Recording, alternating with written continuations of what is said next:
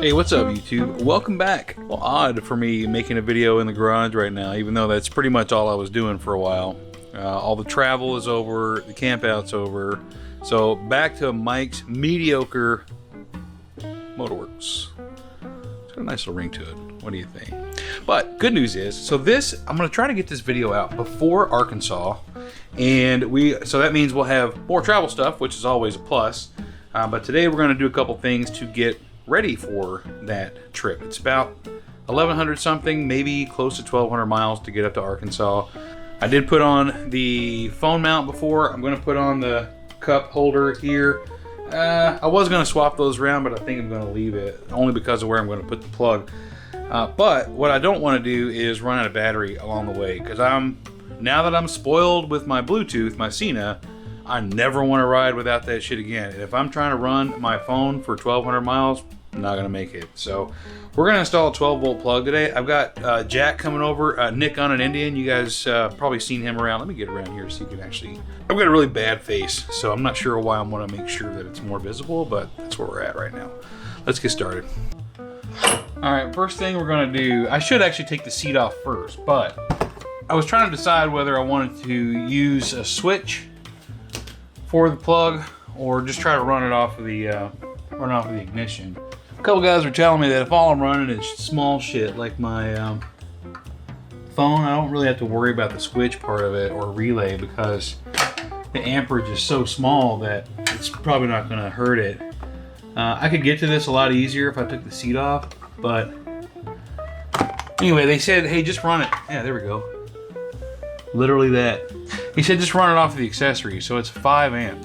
Thankfully, this sticker's on here. Accessory, terminal, horn stop, relay. That's good to know. They said I could run this off of the bolts off the top of this thing, so let's get this thing apart, see where we're going. All right, so first time taking the seat off. While I'm in here doing this, I've got to take off a bunch of shit. Smart Mike would have ordered an air filter last week, but Smart Mike isn't in at the moment. So I ordered an air cleaner this morning. It should be here sometime midweek. All right, good news already. Man, I'll take good news all day. The bad news about good news this early is that means I'm welcoming all of the bad news all at once later instead of sprinkling it throughout the day. So I asked on the forums, right? I'm not active on the forums, but when I have questions, I got no problem going there for answers, because a lot of those guys really know their shit, man. And because I don't, but I can follow instructions, I typically go with what they recommend. What we decided was, collectively, since I'm only running like phone power and nothing really major, I don't need to install switches or extra relays, but I can tie this plug into the accessory circuit. The guy that I talked to last said, if that's all you're doing, just route it to the top post on the fuse box itself. He said that routes right into the accessory circuit. So sure enough, I opened it up and looky there. Positive, negative. Conveniently fucking marked. I love it. So all I got to do is run the wires. I'm going to have to extend the wires. So some guys are coming over. We're going to solder some shit together. I'm going to run it from here, figure out how to get it through there. I really don't want to take this apart. I really, really don't. But if I have to, I have to. And then kind of route the wires down here and kill it right there. So we'll see you then. When I was looking up how to take this stuff apart, they were very centered on getting this like removed. Why would I take that all the way out? First of all, I don't want to dick with this old plug because it's brittle and it's old. So I can just leave it like that and run the wires around it. So I'm not really sweating that too much. I'm gonna leave it dangling there while I try to figure this out. So we're gonna pull the air cleaner off right now while I'm waiting on somebody. Who is that? Somebody on a Ducati. Oh, that's right. Nick on an Indian also has a Ducati. Look at this guy bringing out the big guns today. Nick is a man of culture. He too has multiple motorcycles, and I can appreciate that. All right, so while we have this thing all torn apart, I figured let's see a couple things. I wanted to see that if you guys watch Shade Tree, I'm sure you do, you'll notice that his shit doesn't bounce back like it's supposed to. And I wanted to check that real quick. Warmed it up, checked it out. Nick pointed out that this is a K&N filter on here. So even though I ordered one from Amazon, I'm gonna cancel that order. He told me I can go get this the K&N filter cleaner kit. I've never had a K&N, I don't think. So that is a welcome surprise. I'll get this shit cleaned up today, put it back together so I don't have to dick with it later in the week. All right, so progress update, and then I'm gonna show you something really cool. So Nick has been like really helpful today already, and well, Jack has too, but we'll get to that. He brought some wire for me to use. I have some wire, but his is a little bigger gauge. So we've got this side ready to go on, which includes this very closely drilled, lighting. Yeah, so it's already mounted there. I'm gonna put that on, run this little wire. But check this out, man. Remember when you were kids and like all your friends would come over, on bicycles and like throw their shit in the yard? Almost the same thing, just sands, throw your shit in the yard. Look, everybody's like, you guys are scattering like cockroaches, man. Actually, I was gonna go lay my bike down in the yard. No, that would be it's something. carbureted, don't do that. That's something Colleen would do. No, it's fuel injected. Oh, it is? Yeah. Look at Jack with high-tech shit, man. It's a Buell. I don't know anything about Buell except it's a Harley. And I can't spell it right half the time. I always get the UE thing. No, I know. Thank God spell check is starting to catch you. It's on my shirt. Again, Nick on his not on Indian, Ducati, Buell, Harley, and then whew, look at that sexy bitch right there. You should have. Oh, you wouldn't have made it here on the chopper, dude. What are you talking about? I put a new tire on the front. It would have. That's all it takes is a new tire. Everything else is totally fine. Anyway, I'm gonna cut this wire to length and get this shit wired up over here on this side. Okay, so we've got this thing wired up. Still looks ugly as homemade sin, but it's wired up. So you guys, you're gonna see with me if we actually got this fucking thing right or not. This should give me a voltage reading when the key turns on. Hell yeah, boys! Look at that. I love it when a plan comes together. Fucking 8. Alright, so Uncle Bogator's loud as fuck. That's just how he is, but yeah, baby. Charging. Got the voltmeter going. I just started it up, so the volts are going to be a little bit higher while it's trying to recharge back up to 12, but fucking perfect. A few beers in, when I picked up this K&N shit, it was $16.99 for this versus the $35 I paid on Amazon for the other filter.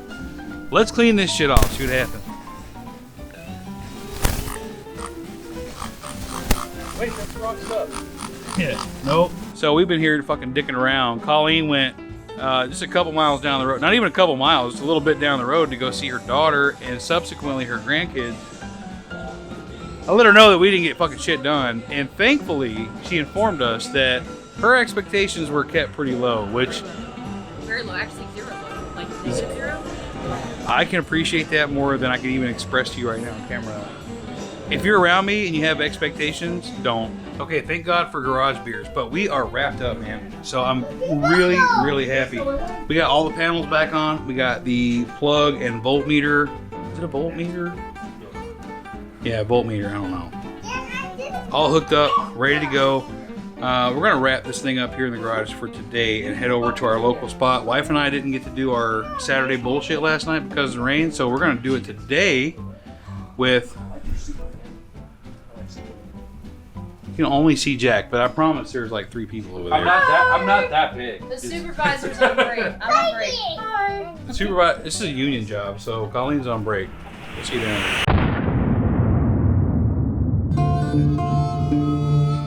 All right, my friends, welcome back. It's Wednesday, and we did all the work to this. I say all the work like it was hard, but we put this accessory outlet in on Sunday, so 3 days ago. You know, I've commented on the fact that I drive a lot for work, and I'm in my car a ton, and it's a work day today, and the area that I cover is, you know, down south of me. Some of it quite a bit. I've got some things I do down in Sarasota, Bradenton, and some things I do in St. Pete, and I'm always in my car because, well, it's just a lot easier. But when I go down to Sarasota, which is what I'm doing today, I always go over the Sunshine Skyway bridge. It's always so beautiful over there in the mornings going across the bridge that I thought, man, what a waste, you know.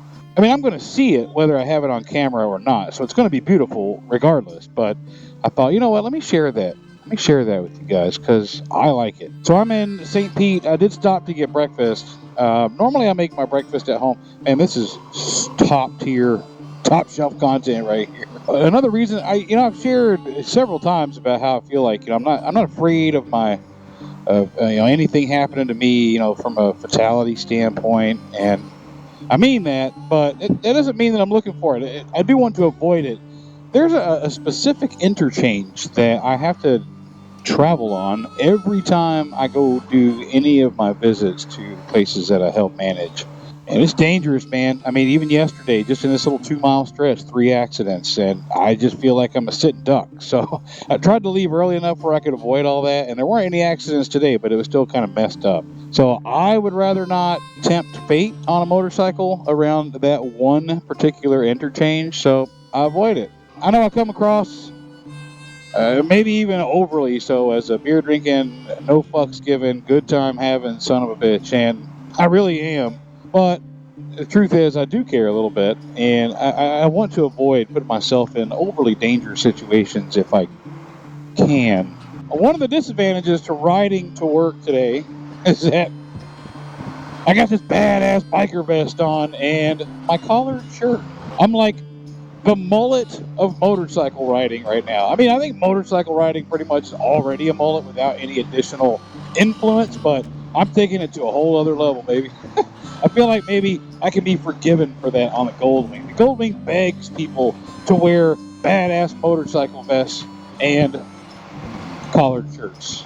So I want to talk to you guys about a couple things, and it's really odd placement because it doesn't really fit in this video. Like, I did some maintenance, I put some parts on, and I figure maybe this is an Easter egg. I've been back on YouTube a year now, so I want to talk a little bit about that. And I also wanted to give an update on a video that I made about 7 months ago, about how, my life was more than half over and coming to grips with that. And it's something that still I think about.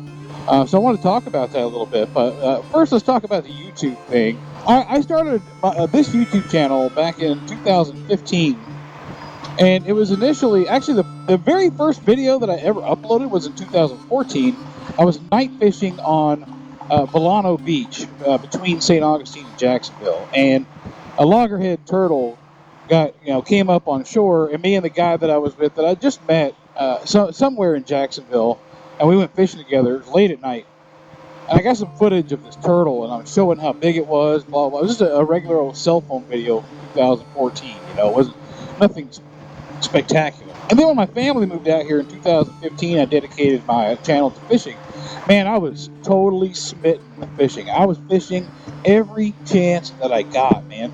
Every day off, every time I had mornings off and I had to work at night, I would get off of work late in the afternoon. Sometimes I'd go hit a fishing hole for a little while before going back home. I was just totally overcome with it. I loved it.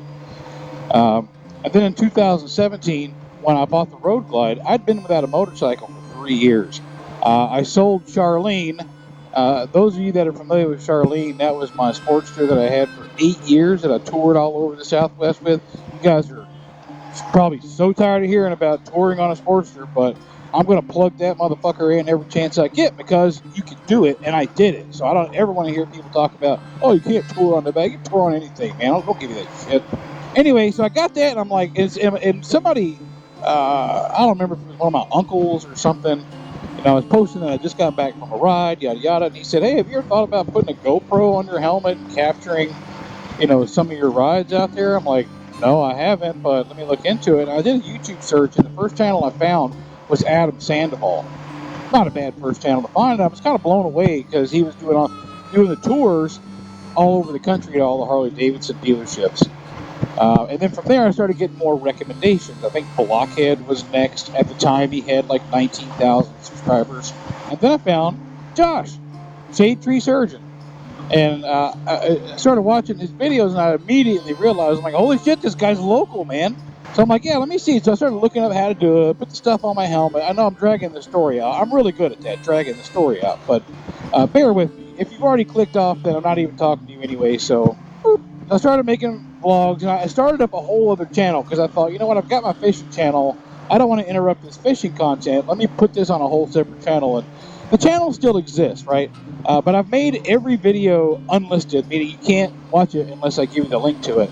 And I've actually been rolling those out. I think there's like 10 or 11 videos, maybe 9 total videos on the channel. And I have a whopping 7 subscribers over there. On Patreon, I've actually been releasing those slowly but surely, giving them the link so they can see like the Mike Branch origin story. The videos are awful. I mean, these videos are awful, but those were really awful. And then I decided, you know what? I've already, at this point, I had, I don't know, 400 or 500 subscribers on my fishing channel, and it was already named like Mike Branch.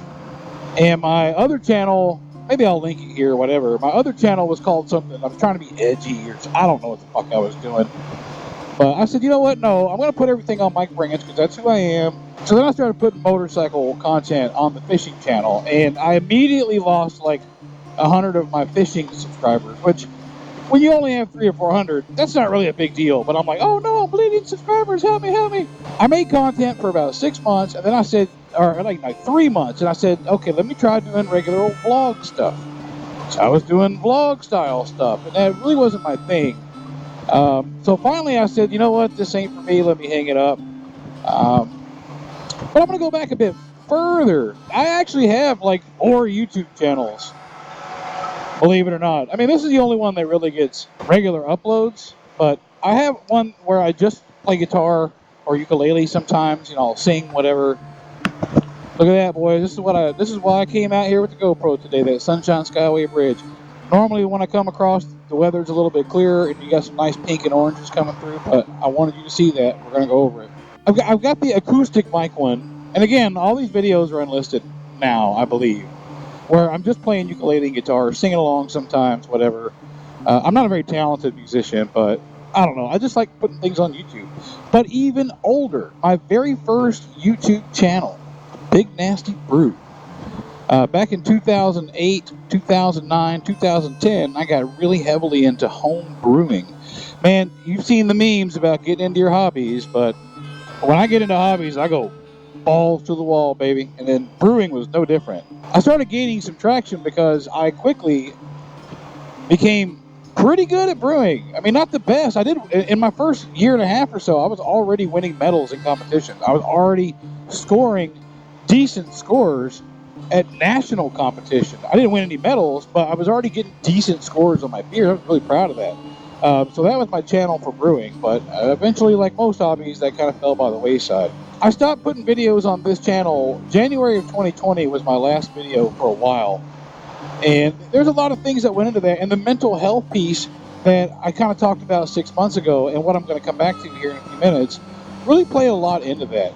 And I'll get to that again here in a little bit. And again, I appreciate you sticking around if you're here, because it's really personal and it's long-winded. So yeah, I did make a video from January of 2020, and that was still like a one-off. That one was after, gosh, a year or so without putting a video on, and that was just the Giptown, 2020 Bike Fest. So then in March of 2021, March 20th, I believe, is when I bought my Royal Enfield, and I couldn't resist, man. As soon as I bought it, the next day I pulled out the cameras and I made a video about it. Maybe I'll link it here. And that was my first video back to YouTube. And by this point, through whatever act of the gods or nature, I had gone from 400 or 500 subscribers to 1,043. I had 1,043 subscribers when I started again. The end of March, early April of 2021. I don't know why people would subscribe to that channel. I wasn't doing anything with it. So it's like, okay, if you want to subscribe. It wasn't enough to be monetized because I just wasn't getting the views. It only took me 2.5 months to get monetized after I started uploading again. But it's been a real hoot, man. And I've been doing it again for a year now, and I don't see going anywhere. I really enjoy it. I don't do 2 videos like I was doing. Just because I can't. I haven't found that groove yet with the new job, the new role in my job, and creating content. But it's still a whole lot of fun. I like recording. I like talking to you guys. I like meeting new people. I like all of the things that I've been doing since getting back on YouTube. It really has been a lot to me. And I've gained, 1,600 subscribers, almost 1,700 subscribers in that year, which for 1 year on YouTube, really isn't bad. Yes, I've been on YouTube for 7 years, but I've been on active for 1 year, and I'm happy with those results, man. I really am. Oh man, let's take a break in the action here to look at this. It looks like a storm brewing, baby.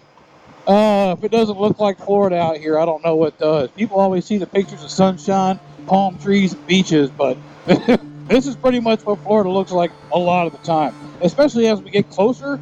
So first off, while we're here talking about the subscriber growth, I really do sincerely thank all of you who have come along in this last year. I really do.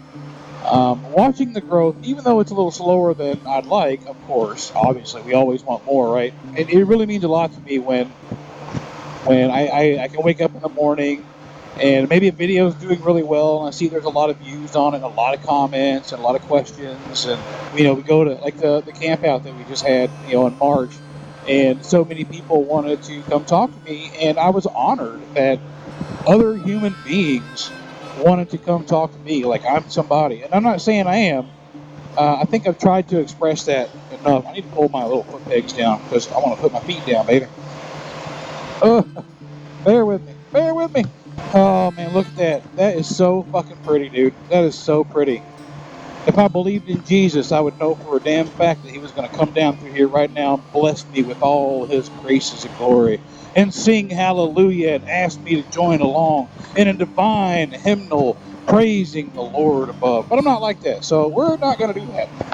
Anyway, so the mental health piece. And I may have touched on this before. God, this video is going long, so man, stay with me. I promise there's popcorn at some point here you can have it.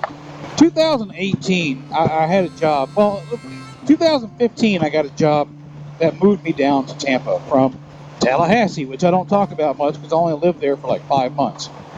And I had the opportunity to receive somewhat of a promotion in 2015, and that would also bring me to Tampa. Don't have to ask me twice, because going from Tallahassee to basically anywhere is a fucking plus. So I jumped on it, got down here, then the family came out, whatever. That job was absolutely fantastic. I loved it. I had a great team. I was making a lot of money. Yes, it was a sales-based position. It was a retail manager position. And we were making cash hand over fist. The team was tight. We were always doing like team builders, going bowling, beaches, boat trips, whatever. We were just having a damn good time. Then sometime late 2017, things started changing around the company quite a bit. And at first it was like, okay, well, we'll just adapt. They just kept getting worse. And they were preparing themselves. Well, I'll tell you who it is. Sprint. I worked for Sprint for a long time. And they were preparing themselves to be bought by T-Mobile. And that was the second time I've been with a company who was preparing to be bought by another company. And it's not fun. It's not fun at all. Things start getting real stressful. Expectations start getting more strict. They start looking at who's making the most money in the company. Me, my peers, to see where they can trim the fat so they can get us out. Anyway, I left in December of 2018, but starting in like early mid-spring 2018, I put myself in a hole, man. I was in my room. I wasn't making videos. I was just watching YouTube, playing video games. I'm thankful that, I didn't end up divorced, because I had no life. And I stayed that way for like 3 years. I don't know. Something in early March, I started looking at motorcycles again. And, my wife asked me when I was going to look at the Royal Enfield, she said, is this going to be one of those things where you get it and then you don't ride it again? I told her, I said, look, there's going to be times where I'm not going to feel like riding. And if it lasts for a couple months, it does. If you're going to be okay with it, be okay with it. Don't give me stipulations, right? She was okay with it, and now it's been this year-long journey. I have found myself in the last year, still in sometimes wanting to just kind of slink back in my hole a little bit. They don't last very long, and I intentionally snap myself out of it. But once I did that, I'm like, okay, I'm having a good time. I started doing, I won't call it a build, because what I was doing to the Royal Enfield was hipster sparks at best. But I felt like I was doing something fun and making the motorcycle my own. But around that August or September last year, when I put out the video and I started talking about, hey, my life is more than half over. It's the second time I've plugged that video, but it's actually the video that piqued Doodle Doodle's interest, you know, and we've become friends. I mean, it's not like we hang out all the time, but she comes down here, we'll hang out. So I can appreciate that it touched somebody because they can relate to it. I had a lot of support from that, people reaching out saying. But since that moment, man, I really put myself out there. I really started getting out, not just to the bar, but meeting people more and hanging out with people more. And that has been such an uplift to my emotional well-being, to my spirit. I still have a natural tendency to just not want to be around all that, but overall, it's just been a positive.